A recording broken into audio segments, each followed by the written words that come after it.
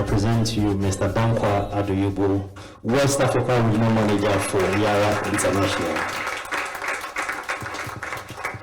So just to connect with people from different backgrounds, you mentioned the universities that are here. I had my primary school education at Aguna Swedru, and I have lived in Mumford, Aguna, Bobikuma, and Atebubu. So I'm not an Accra baby. So if you're out there, everything is possible. When we have more time in future, I would share more about my life. But I'm a chartered accountant, and I'm an alumni of University of Ghana School of Admin. So if you thought I was an agriculturally trained expert, I'm not. But I am loving what we are doing in Agric. The topic I have to talk about is building and leading a reputable and sustainable organization, the do's and don'ts. That's not a 10-minute topic.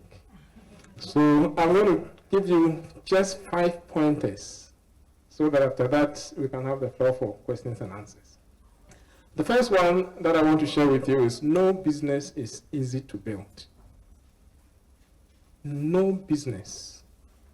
It doesn't matter the size, it doesn't matter the industry, no business is easy to build. So if you are out there thinking, oh, Agric is the space that people will eat anyway, so it is very easy to go there, you are joking. My friend here says he's making money from it, but he also said he didn't start now. If he has to share with you the difficulties, and we have our lady here sharing that, what is important is you need to adapt and find solutions through the difficulties. It is your ability to overcome the challenges that takes you to the next level. And I'm sure that when we had a chance to hear the 2018 National Best Farmer whom I've engaged personally, you can take some lessons from there as well. The second one is do not repeat the mistakes of others. And you're going to ask, but I'm into maybe pig farming. And if Yara has made mistakes, how can I learn from it? I'm into maize farming. And if the pig farmer has made mistakes, how can I learn from it? I'm here to tell you that there are business principles that work across all industries. So whether it doesn't matter which area of Agric you are in, you can learn from others. Of course, you can learn from those in the same industry, but you can learn from others. Who says planning is specific to a particular industry? If somebody fails because he did not plan well, it doesn't matter the industry. You need to put planning at the forefront. So you need to be able to identify that things like understanding your market. Somebody may fail in the fertilizer industry, and you are growing maize, and you may fail because you did not take the lessons from that person. You need to know and understand your market. And when I say understand your market, I give a very simple example. A lot of people know that Nestle buys maize, right? So those of you going into Agric, maybe it's interesting to produce maize, but maybe it's not. Because Nestle buys specific maize. They don't just buy maize. So when you're going into the maize industry and your target is Nestle, you need to understand the market requirements of Nestle so that you're producing for that. That's a bit about understanding the market. The third one I would say is build relevant stakeholder network. I just need one person to give me an example of a stakeholder. If you are into farming, just one. Did I hear a voice from here? Sorry? Ministry of Food and Agric. When you have to do stakeholder mapping, you must take time and consciously do it. Some people think that their stakeholders are only their customers. It's not true. Your stakeholders are people you impact and who also impact you. So I'm very happy to hear Ministry of Agric. They may not buy your product, but their actions will impact you. You know, the seed producer is your stakeholder. The customer is your stakeholder. And you need to realize that each stakeholder requires a different approach. So you cannot deal with your supplier in the same way you deal with your customer. You cannot deal with the Ministry of Agric in the same way you deal with your competitor. Even your competitors are your stakeholders. You know, so whilst you are building business, consciously do a stakeholder mapping so you can build relevant relationships with your stakeholders. Have a strategy. You know, it sounds like it's obvious. Who says it's obvious? You know, what is the strategy? There's a saying that in business, you plan for the worst and you hope for the best. There's a word in that statement, hope. And of course, you must hope for the best. But I'm here to tell you that hope is not a strategy. Hope is not a strategy. So you must have a conscious plan. And that, you see, some define strategy as plan of action designed to achieve a long-term overall aim.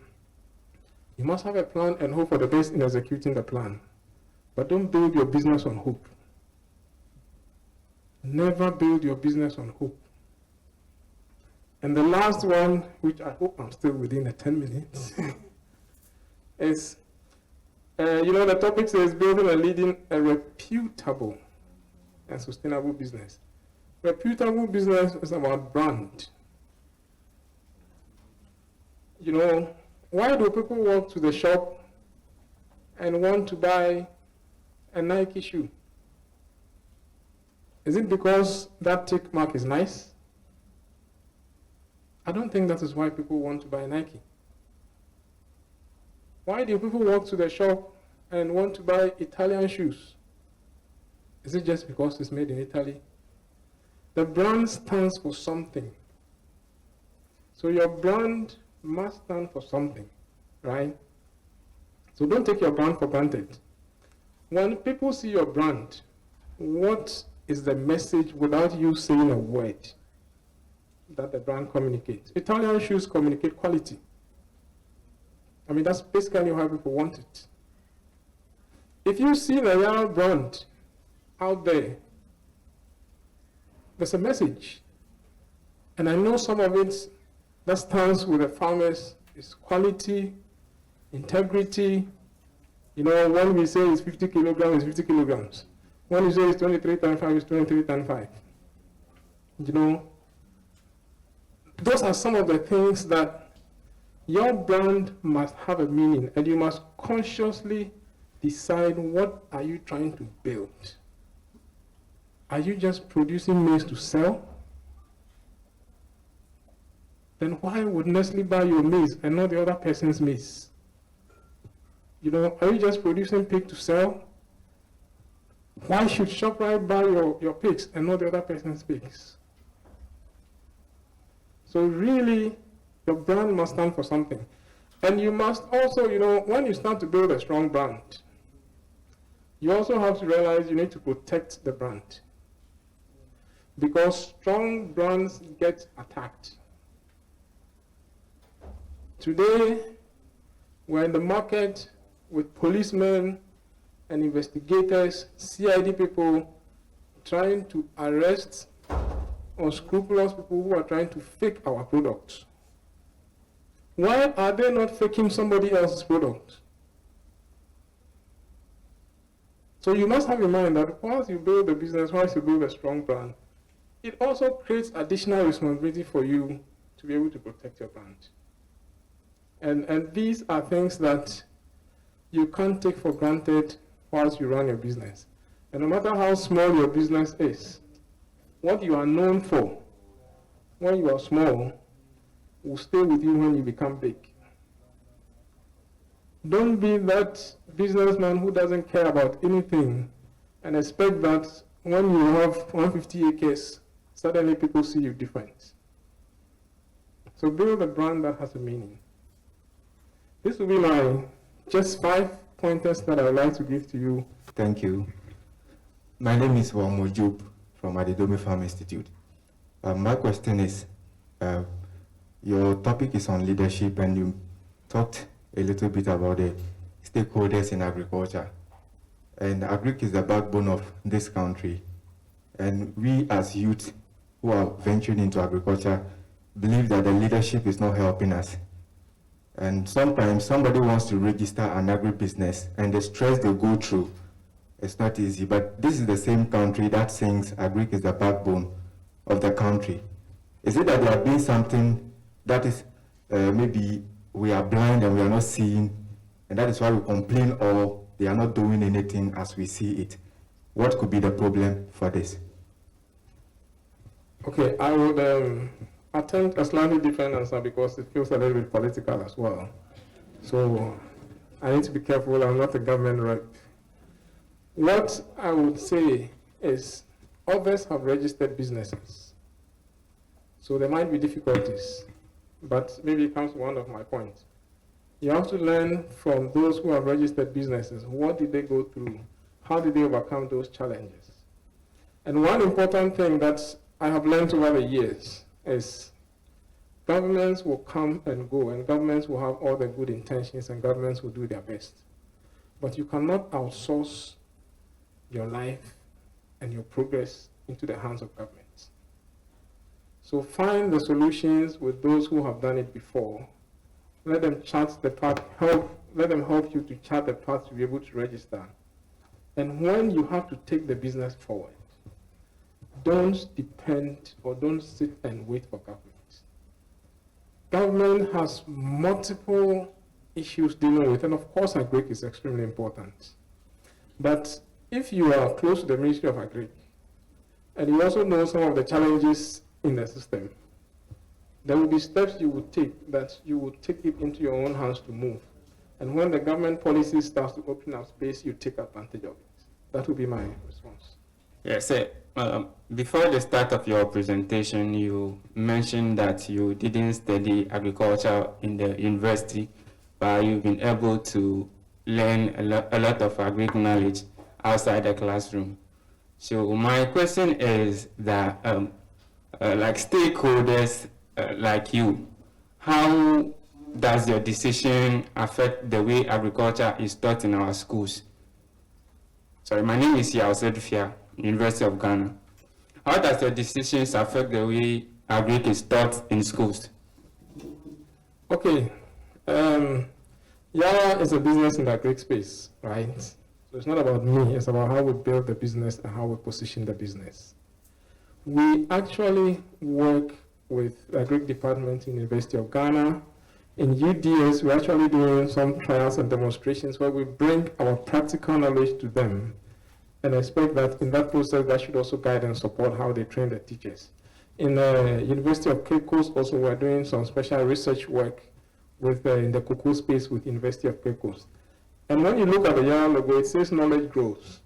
So our drive is to bring the knowledge we have to these institutions to be able to also influence how the practicalities out there work.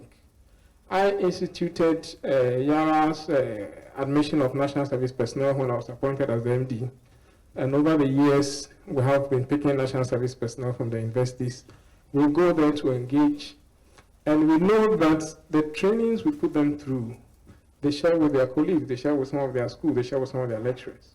So through those steps and little things, we're sure that we'll gradually be impacting how things develop in these areas. Yeah. Thank you.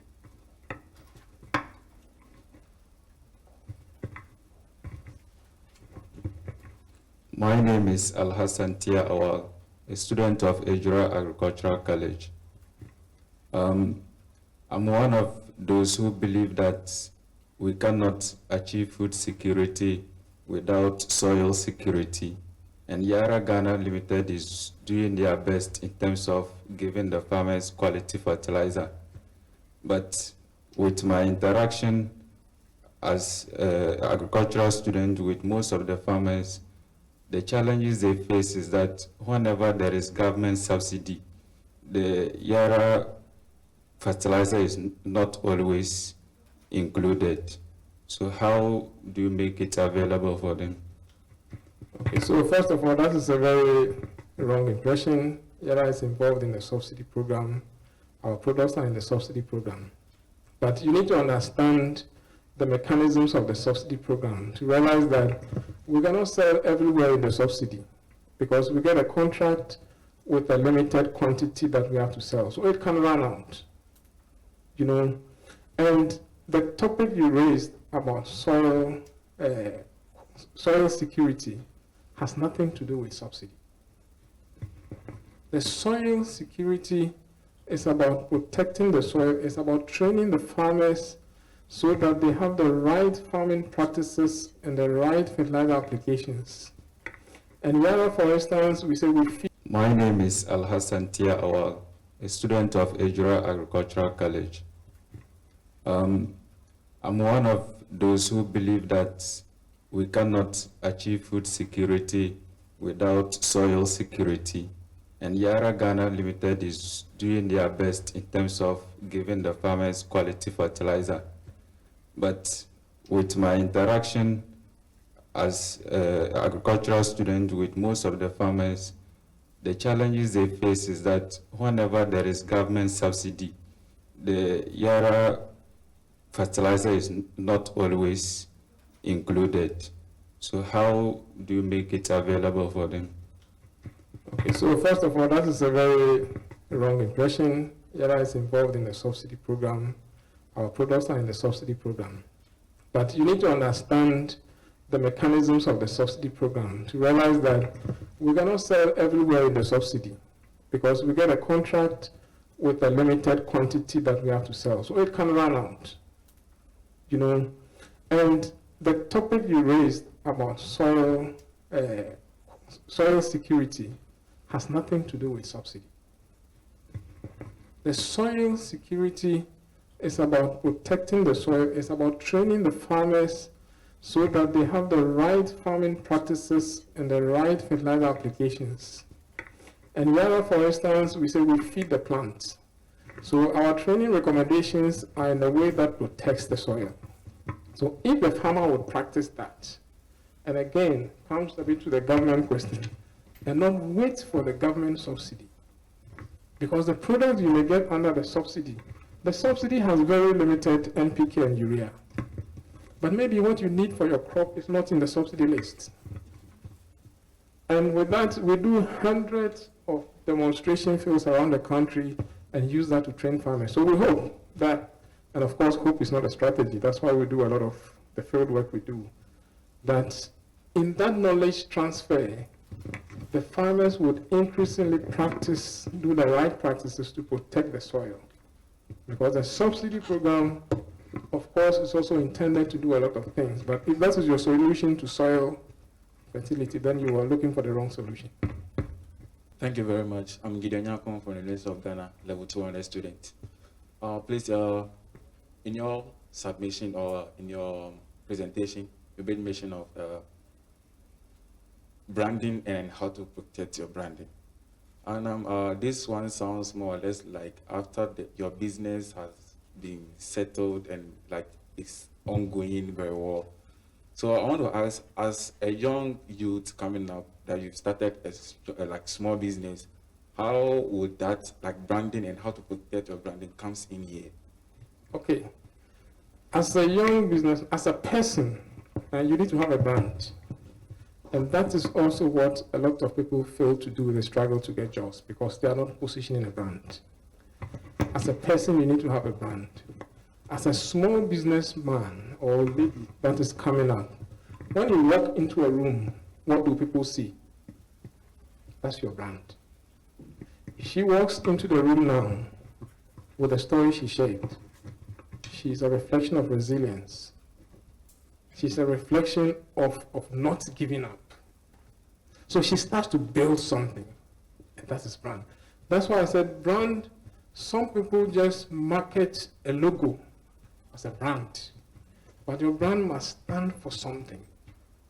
And you don't have to have a big business before you have a brand. Whatever you are doing now, what it stands for is starting to build a brand.